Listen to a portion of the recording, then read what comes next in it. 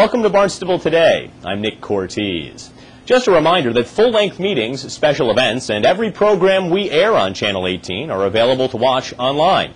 You can find it all at town.barnstable.ma.us. The Barnstable Town Council on Thursday night cast what may be its final vote on the implementing regulations for the Craigville Beach District of Critical Planning Concern. The DCPC designation is a Cape Cod Commission planning tool designed to regulate development in ecologically sensitive areas. And this one was first placed on the Craigville area in 2008. That was an action stemming from a request to do so by residents of the neighborhood. Since then, residents and their attorneys, town staff, and the Cape Cod Commission have been batting back and forth the implementing regulations to no avail, thanks in part to an ongoing argument over the regulations' drawbacks and benefits. Both sides of that argument were again represented during public comment at Thursday night's meeting. We'll show you two good examples of it now, with Mark Goldberg of Long Beach Road representing the opponents and Centerville Civic Association President Meg Loughran representing the proponents. At its heart, proposed DCPC implementing regs are zoning documents, and one that, if passed, will take final control from our town officials. Once these regulations are approved, the administration of the new zoning laws is with the town, but the town no longer has absolute control over future changes to zoning, health, or conservation regulations. The Cape Cod Commission does. And while we have great respect for its current executive director and the Commission, we do know that people there are not there permanently. The only way for this community and its residents, some of whom are here tonight, to have certainty about the future of our community is to maintain local control. Now, much of the discussion about the DCPC to us has frankly been a bunch of red herrings, because there really aren't that many places left in this area to develop. What has been built there, for the most part, fits nicely with the character of the neighborhood. However, there have been a couple of homes built in the last few years that have irritated many people, including me. But those homes were approved by the town. So if the problem is how the town approves the homes, that's what should be fixed. And it shouldn't be passed off to some other entity. I'd really like to get to the crux of the matter here, which is grandfathering. The zoning proposal on the agenda tonight mirrors almost exactly the DCPC implementing regulations which have passed muster with the Cape Cod Commission. So what's the difference? Grandfathering. Under local zoning, the opponents who own property in the district would be exempted from the new rules. The new rules laid out in the implementing regulations level the playing field by using the same set of rules for everyone. Also, these regulations allow every property owner to add on something, just not whatever they want. This was what the proponents of the DCPC have wanted and what we compromised a great deal to get. Why are we so afraid of grandfathering? There is almost no vacant land left in this district, so redevelopment without DCPC protection is scary. As recently as this summer, one of the most vociferous opponents of the DCPC and a property owner on Long Beach Road was fined and ordered to remove a section of pier that violated Conservation Commission regulations. One only needs to take a drive down Long Beach Road to see recent building that was either done through existing zoning or a DCPC hardship exemption. It's frightening to me to imagine what more could be added there.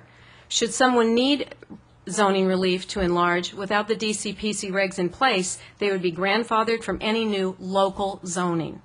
Let's face it, the major force against the DCPC effort has been made up of developers, realtors, and property owners who have deep pockets to hire Boston and local attorneys to fight to maintain grandfathering. If this issue does not receive the needed two-thirds vote this evening, I'm confident that the Cape Cod Commission will do what it was created to do, and to protect this fragile area.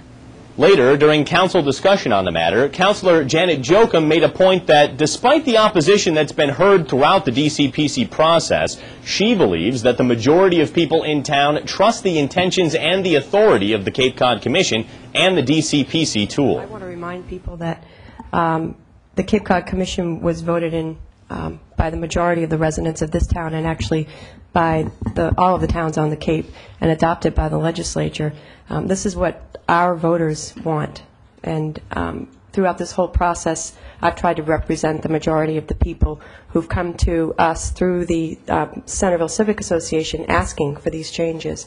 I want to remind people that there were several times, actually once I believe when I was president, that there was somebody put something on our agenda to try to get a ballot question to ask the town whether we should be removed from the Cape Cod Commission, and that didn't even make it to a ballot question. So I think when we consider the entire town and the majority, this is what the people in this town want, the majority of those people. And again, I want to say that the people who we've heard from most often are residents that live within this district and will also be restricted the same as the group that's represented constantly by attorneys. There's one other issue that we sort of danced around, and that's the issue of grandfathering, and one of the residents of Long Beach asked us to directly speak about that, and I think that is one of the biggest issues for a lot of us, is that if we don't do this through the DCPC using implementing regulations as opposed to zoning,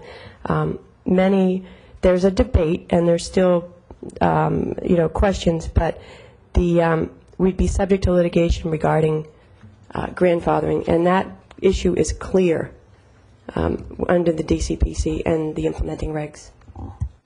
But Councillor James Monifo, who opposes the DCPC, wasn't satisfied with Jochum's explanation. For a couple of meetings now in regards to dealing with the DCPC, the Cape Cod Commission has come up in regards to it's what the people wanted and that we should vote for them. We should just be a rubber stamp and not go through the process that's been afforded us on every project. And whether you're for it or against it, I don't think the people really want us to be a rubber stamp, be it to investigate, to look through and go from there. And so for me, to keep on hearing that people voted for the Cape Cod Commission and now we're supposed to forget the process, that doesn't seem to make sense. So the council went through its process, voting 8-4 in favor of the regulations. But it was one vote short of the two-thirds majority needed to approve them, as Town Council President Fred Chirigotis, who likely would have been the deciding vote, was forced to recuse himself from the proceedings. The Cape Cod Commission may still implement the regulations unilaterally, and that's a decision that will likely come before the end of this year. Now, let's take a look at this week's meetings. On Monday, August 9th, the Planning Board has a hearing in the Town Hall hearing room at 7 o'clock. At 7:30, the Sandy Neck Board meets in the Selectmen's Conference Room. On Tuesday, August 10th, the Conservation Commission meets in the Selectmen's Conference Room at 6:30 p.m. On Wednesday, August 11th, the Zoning Board of Appeals meets in the Town Hall hearing room at 7 p.m. Also at 7 p.m., the Old Kings Highway Historic District Commission meets at the West Barnstable Community Building on Route 149. On Thursday, August 12th, Site Plan Review meets in the Town Hall hearing room at 9 a.m. At 4 p.m., the Barnstable Historical Commission meets in the Selectmen's Conference Room. Well, that's all we have for now. I'm Nick Cortez, and we'll see you next time on Barnstable Today.